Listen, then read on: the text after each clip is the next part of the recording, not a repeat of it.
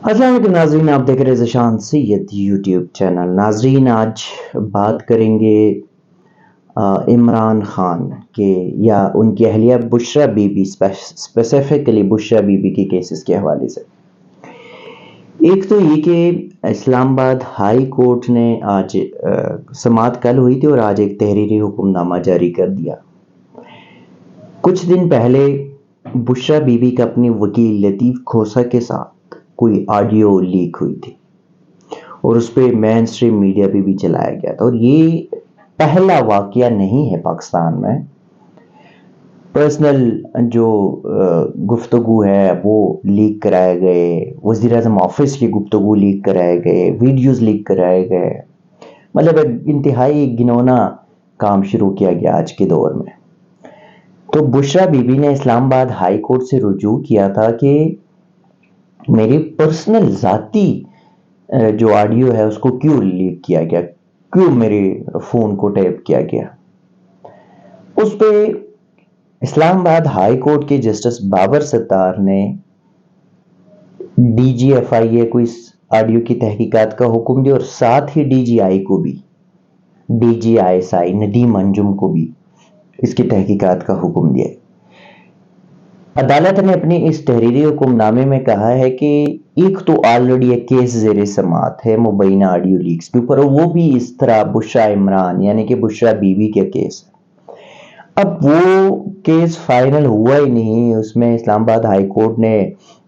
کچھ federal government سے، کچھ ایجنسیوں سے رپورٹس مانگے تھے، اور ہائی کورٹ نے کچھ رپورٹس مسترد بھی کیے تھے، اور اس دوران ایک اور آڈیو لیک ہوئی، اور اس آڈیو کو پاکستان کی جو نیشنل چینلز ہیں، میڈیا چینلز، ان کے اوپر ان کو چلایا گیا، اور ان کے اوپر باقاعدہ پروگرامات کیے جو سو کالڈ اینکر صاحبان ہیں۔ اب جو بشریٰ بی بی نے ہائی کورٹ سے رجوع کیا اور ہائی کورٹ نے اس پہ تحریری حکم نامہ جاری کر دیا، تو ہائی کورٹ نے ایک تو یہ کہا کہ یہ جو ریٹن آرڈر ہے یہ ڈی جی آئی ایس آئی کو پہنچایا جائے، ڈی جی ایف آئی اے تحقیق کرے، جو پی ٹی اے ہے وہ تحقیق کرے کہ کہاں سے یہ آڈیو لیک ہوئی ہے،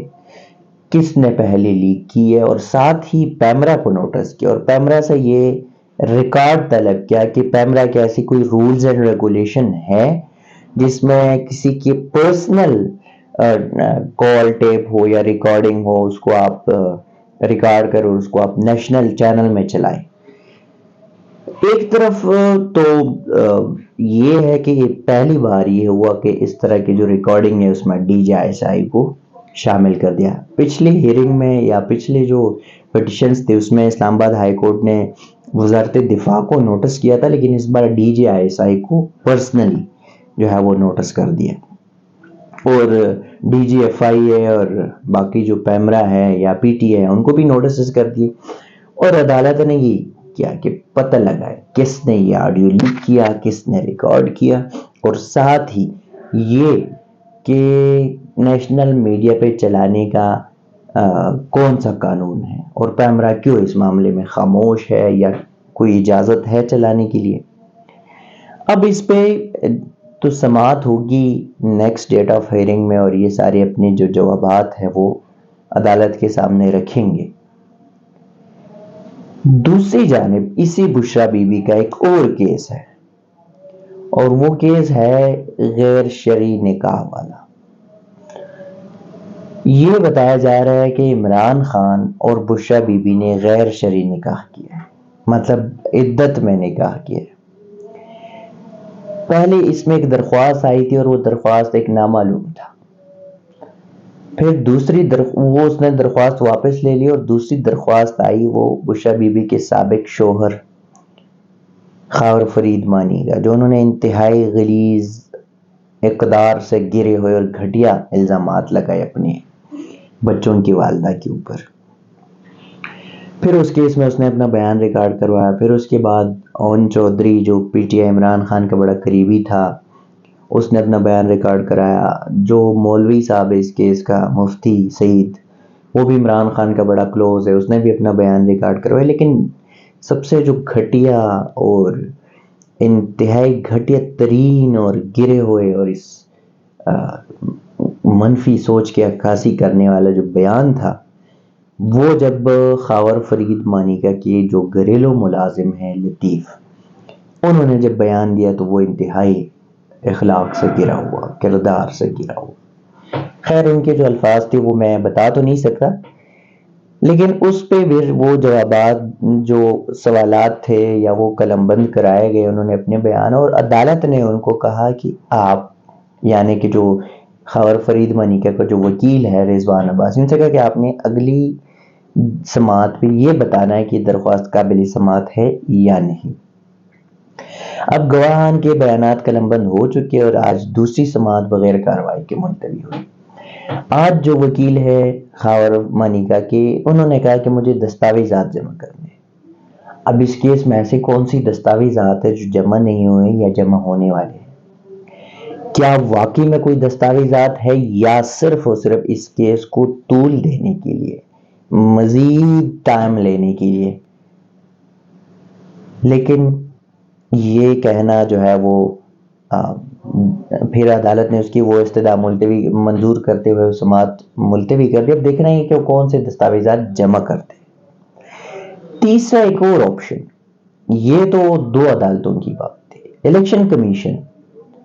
جو اب تک کسی سیاسی جماعت کے اوپر انہوں نے یہ نہیں کہا کہ آپ کے انٹری پارٹی انتخابات جو انٹرا پارٹی انتخابات ہے وہ ٹھیک نہیں ہے. انہوں نے کہا پی ٹی آئی کے انتخابات ٹھیک نہیں ہے، پی ٹی آئی 20 دنوں کے اندر انتخابات کرے. اچھا پی ٹی آئی نے انتخابات بھی کر دی. پھر وہ جو پنڈی کے پیرول پہ رہتا ہوتا ہے اکبر اس بابر، وہ اکبر اس بابر ایک درخواست لے آتا ہے اور وہ کہتا ہے پی ٹی آئی کے جو الیکشن تھا انٹرا پارٹی الیکشن وہ اس کو کالعدم کراتے، ان کو دوبارہ احکامات جاری کرتے، اور الیکشن کمیشن ان کی درخواست کو الاؤ بھی کرتا ہے اور الیکشن کمیشن نوٹسز بھی کرتے ہیں پی ٹی آئی کو. اچھا باہر جو ہے نا کچھ کارکنان کو یہ پلے کارڈز اور کچھ کرائے کے لوگوں کو لے آئے تھے پاکستان مسلم لیگ نون والے، اور الیکشن کمیشن کے باہر انہوں نے احتجاج کیا اور کہا کہ یہ دھاندلی زدہ الیکشن نامنظور. جب پی ٹی آئی نے پرامن احتجاج کیا تھا تو اس کے اوپر دہشت گردی کے مقدمات تھے. آج وہ 15-20 بندے جو طارق فضل چودھری لے کر آئے تھے پی ٹی آئی کے کارکنان ظاہر کر کے، اس کا بانڈا خود انہوں نے پوڑا کہ میرا تعلق مسلم لیگ نون سے، اور طارق فضل چودھری لے کر آئے. تو نہ کوئی ایف آئی آر ہوئی نہ کوئی مقدمہ درج ہوا، اور انہوں نے باہر بہت سارے پلے کارڈ اٹھائے، نعرے بازی کی، میڈیا پہ خبریں بھی چلی، اور ایٹ دا اینڈ ایک جو بندہ تھا اس نے اس پورے پلان کے اوپر پانی پھیر دیا. انہوں نے کہا میں تو پی ایم ایل این کا بندہ ہوں اور مجھے تو طارق فضل چودھری ہے. ارے جاہلو احمقو، اگر کوئی اس طرح کا کوئی کام کرنا ہے تو سمجھا تو دے کم از کم، لیکن نہیں. چلے ناظرین، جو بھی تھا آپ لوگوں کے ساتھ ڈسکس کیا، اب تک کے لیے اتنا ہی. اسی قسم کی چیزیں آپ کے ساتھ شیئر کریں گے، تب تک کے لیے دیجیے گا اجازت. اللہ حافظ.